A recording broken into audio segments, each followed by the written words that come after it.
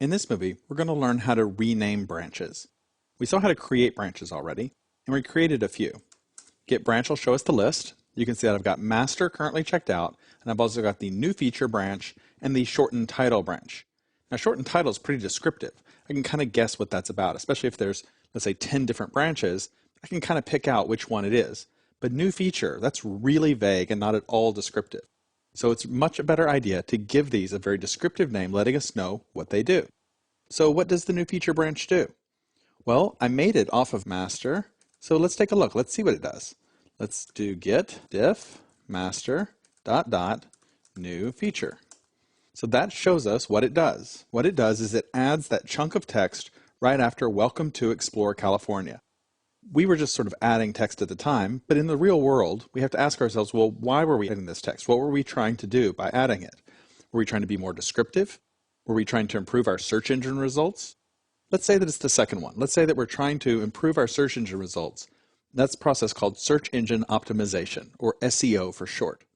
So what I'm going to name this new branch that's more descriptive is going to be SEO title. I'm going to give it SEO title will let me know that that's what I was up to. So the way that we're going to rename the branch is we'll say get branch dash m for move, or you can also use the full word with 2 dashes, move, like that. Usually you just use the one. So get branch move, and I'm going to move the new feature branch to a new SEO title. Now it's not actually moving it, it's renaming it. As we saw earlier when we were working with files in Git, they're really the same thing. Git considers a rename to be a move, the same way that Unix does. So if we say get new feature SEO title, now when we do get branch, we see our list, now we see our SEO title branch. So that's it. That's all there is to renaming branches.